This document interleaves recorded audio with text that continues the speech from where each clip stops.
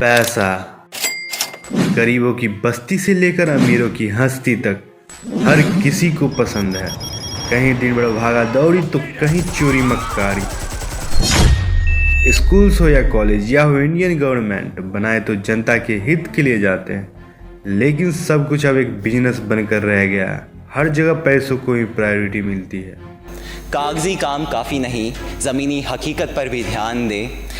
विद्यार्थी के विकास और न्याय संघ कोचिंग का अभियान दें और ऐसे 2 बोर्ड कोचिंग सेंटर्स को भी दान दें। धन्यवाद। इसलिए हर किसी के मन में एक सवाल होता है, आखिर सरकार इतना पैसा क्यों नहीं प्रिंट कर देती कि हर कोई अमीर बन जाए?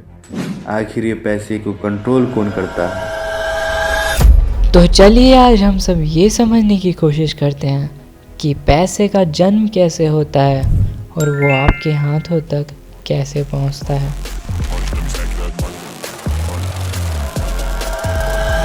पैसा, इसका शुरुआत बार्टर सिस्टम से हुआ था। लोग अपनी जरूरतों के सामान का अदला बदली करते थे। जैसे एक टेलर अपने बनाए हुए कपड़े के बदले एक किसान से अनाज ले लेता था। लेकिन बार्टर सिस्टम का एक प्रॉब्लम था, डबल कोइंसिडेंस ऑफ वांट्स। 2 लोगों की जरूरत एक साथ मैच करनी पड़ती थी। इसी दिक्कत की वजह से मनी का कॉन्सेप्ट है, जो एक मीडियम ऑफ एक्सचेंज का काम करने लगा। सबसे पहले कॉइन्स बने जो गोल्ड, सिल्वर और ब्रॉन्ज जैसे प्रीशियस मेटल से बनते थे। उसके बाद पेपर करेंसी शुरू हुई, जो आज तक चलता है। आज के टाइम में पैसा फिएट मनी है, जो कि एक अथॉरिटी जैसे कि RBI, reserve bank of India और गवर्नमेंट के ट्रस्ट पर बेस्ड है। फिएट मनी क्या है ये हम आगे जानेंगे।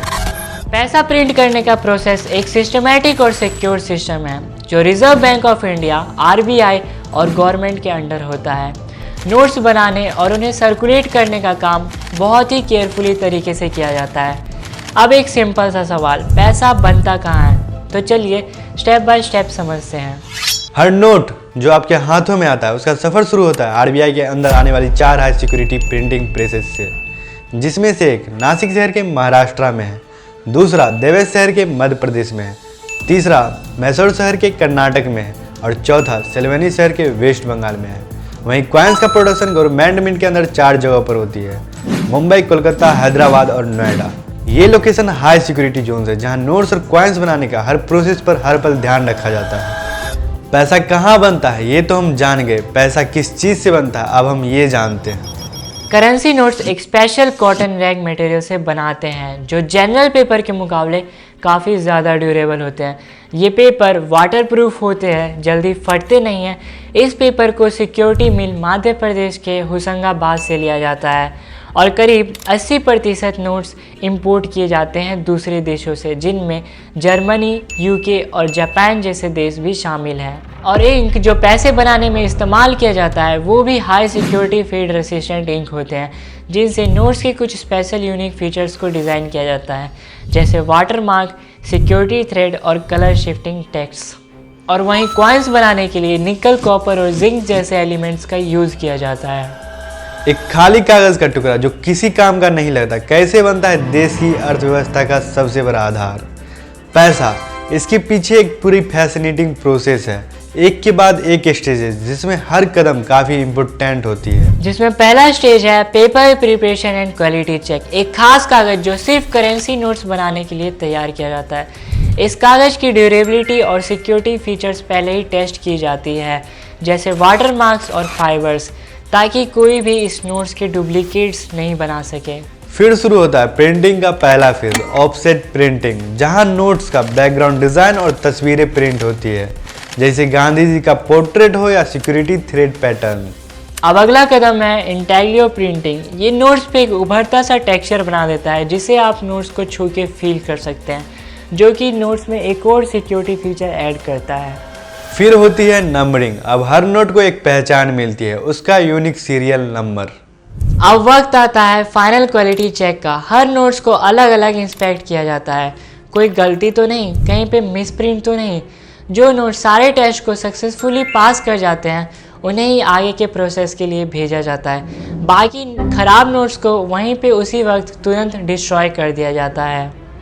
आखिर में बारी आती है कटिंग एंड पैकेजिंग की, जिसमें हर बड़े प्रिंटेड शीट्स को इंडिविजुअल नोट्स में काटा जाता है और उसके बाद इन नोट्स को केयरफुली पैक करके डिस्पैच के लिए रेडी किया जाता है। ये है पैसा बनाने का सफर, एक खाली कागज का टुकड़े से लेके एक वैल्यूएबल नोट तक का सफर। एक ऐसा सफर जो सिर्फ टेक्नोलॉजी और सिक्योरिटी का संगम नहीं बल्कि देश के भरोसे का प्रतीक है। लेकिन अब सवाल ये है कि जब एक पेपर नोट्स के जैसा डिज़ाइन हो जाता है तो वो नोट्स के जितना वैल्यूएबल कब होता है? कैसे उस पर वैल्यू आता है कि ये 500 का नोट है, आप इसे 500 रुपये की खरीदारी कर सकते हैं। आज के टाइम में हम जो पैसा यूज़ करते हैं वो फियत मनी है। फियत मनी का मतलब कि उनके अंदर से कोई वैल्यू नहीं होती, जैसे सोने और चांदी की होती है। उस पेपर को वैल्यूएबल बनाने के लिए गवर्नमेंट उसे एक लीगल टेंडर डिक्लेयर करती है, मतलब वो पेपर हर जगह ट्रेड और पेमेंट के लिए वैलिड होगा। और इसे वैल्यू बनाने के पीछे सेंट्रल बैंक का रोल होता है। इंडिया में आरबीआई ये डिसाइड करता है कि कितने अमाउंट का पैसा प्रिंट होगा। जब एक नोट पे लिखा होता है I promise to pay the bearer the sum of ₹500, तो इसका मतलब होता है कि आरबीआई ये प्रॉमिस करता है कि वो आपको 500 रुपये के वैल्यू का सामान या सर्विस प्रोवाइड करेगा। ये ट्रस्ट और लीगल स्टेटस उस पेपर को वैल्यूएबल बनाता है।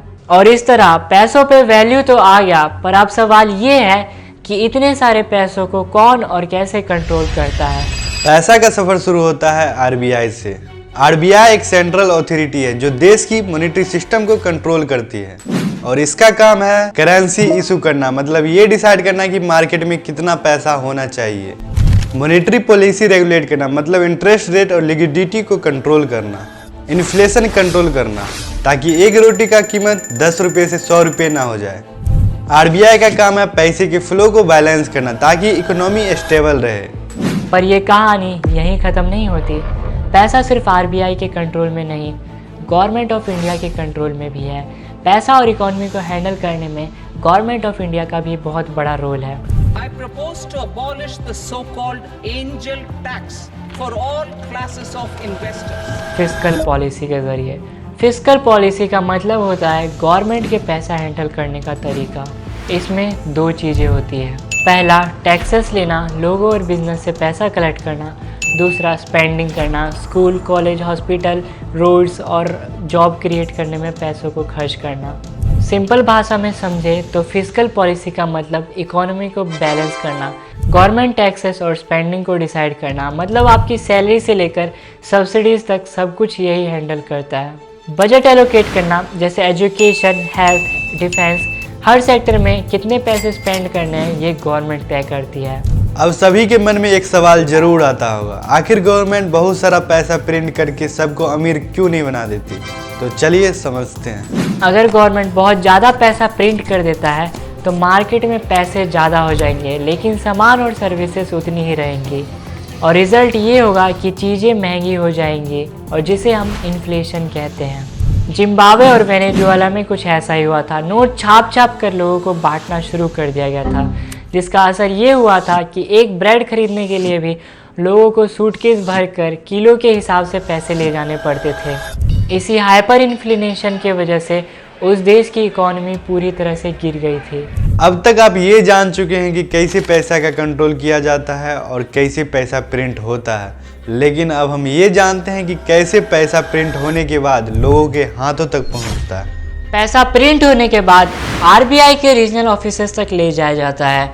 ये सफ़र होता है एक्सट्रीमली सिक्योरिटी के साथ, आर्म ट्रक्स, सिक्योरिटी गार्ड्स और सीसीटीवी सर्वेलेंस के अंडर।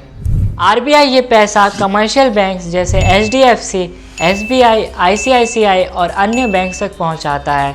फिर पैसों को बैंक्स के वॉल्ट्स में केयरफुली स्टोर किया जाता है और फिर तैयारी शुरू होती है उन्हें आप तक पहुंचाने की।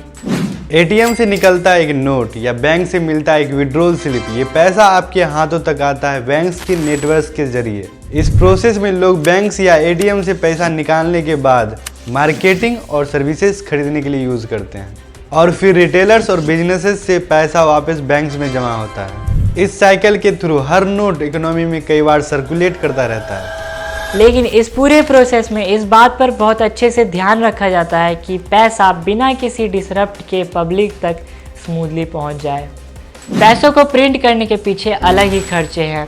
इसके मेंटेनेंस और सिक्योरिटी में करोड़ों रुपए लग जाते हैं। पैसा बनाने से लेके आप तक पहुंचाने में हर साल करीब 7,500 से लेकर 8,000 करोड़ तक रुपए लग जाते हैं, जबकि ऐसा तरीका है जिनसे इन सारे पैसों को बचाया जा सके। आपकी डिमांड पे हम एक वीडियो बना सकते हैं कि कैसे इन्हें बचाया जा सकता है और कैसे इन्हें देश के ग्रोथ के लिए इस्तेमाल किया जा सकता है।